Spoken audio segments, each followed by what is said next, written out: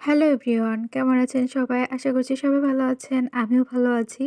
কুয়াকাটায় পৌঁছানোর পর দুপুরবেলায় কি দিয়ে খাওয়া-দাওয়া করেছি সেটা নিয়ে এই ভিডিওটা তৈরি করেছি। তো আমি ওখানে যাওয়ার পরে আমি ভেবেছিলাম যে আমি ওখানে যে মাছ আছে যেরকম মানে আমার মাছ খাওয়ার খুব ইচ্ছা ছিল যে ওখানে যেয়ে আমি অনেক, অনেক মাছ খাবো, সামুদ্রিক মাছ। তো আমি সেটাই করেছি।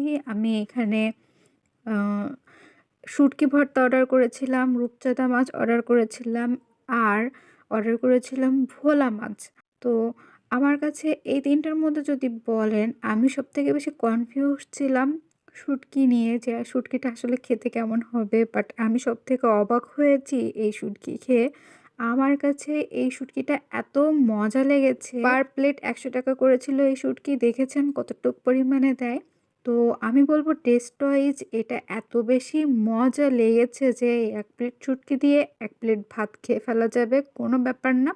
আর এই শুটকি ভর্তাটা আসলে আমার কাছে এতটাই বেশি মজা লেগেছে যে আমি যতবারই এখানে খেয়েছি তারপরে আমি প্রত্যেকটা বারই এই শুটকিটা অর্ডার করেছি। আমার কাছে এরকম মনে হচ্ছিল যে আমি যদি এত দূরের রাস্তা না হতো তাহলে শুটকি ভর্তাটা আমি কিছুটা কিনে পার্সেল করে নিয়ে আসতাম। তো এরপরে খেয়েছিলাম রূপচাঁদা মাছ দিয়ে। কিন্তু বিশ্বাস করেন আমি যতটা আশা নিয়ে রূপচাঁদা মাছটা অর্ডার করেছিলাম তার এক সুইটা ফোঁটাও পাইনি। কারণ মাছটা এতটা কড়া করে ভাজা হয়েছে যে মাছের যে এক্সাক্ট টেস্ট এটা পাওয়া যাচ্ছে না। মানে আমি কোনো স্বাদই পাইনি। এক কথায় বলতে গেলে এটা বলতে পারেন লস আমার কেনা হয়েছে।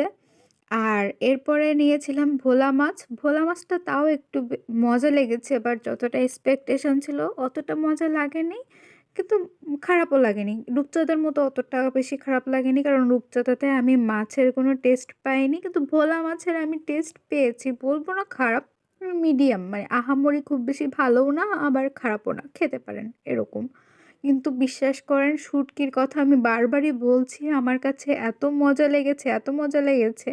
আমি ভাবছিলাম যে ওনাদের কাছ থেকে শুনে আমি রেসিপিটা নিয়ে আসবো কিনা। তারপরে ভাবলাম যে আসলে ওনাদের মতো করে আমি হয়তো রেসিপি জানলেও পারবো না। তাই আর এটা করা হয় নাই। তো ভোলা মাছটা মোটামুটি ভালোই ছিল খেতে। আহামরি ভালো না বাট মোটামুটি আপনি খেতে পারবেন, ভালো ছিল। তো এই হচ্ছে খাওয়া-দাওয়া। আর আমার কাছে মনে হচ্ছিল যে এখানে যে অন্য কিছু খাওয়ার থেকে সামুদ্রিক মাছ খাওয়াটাই বেশি বেটার হবে। এজন্যে আমি একটু মাছ প্রিফার করেছি খাওয়ার ক্ষেত্রে, যার, যার ইচ্ছা। তো আমার এই খাওয়া-দাওয়ার ভিডিও আপনাদের কাছে কেমন লেগেছে কমেন্ট করে জানাবেন। আর ভালো লাগলে পেজটা ফলো করতে বা ইউটিউবটা সাবস্ক্রাইব করে দিতে ভুলবেন না কিন্তু। টাটা।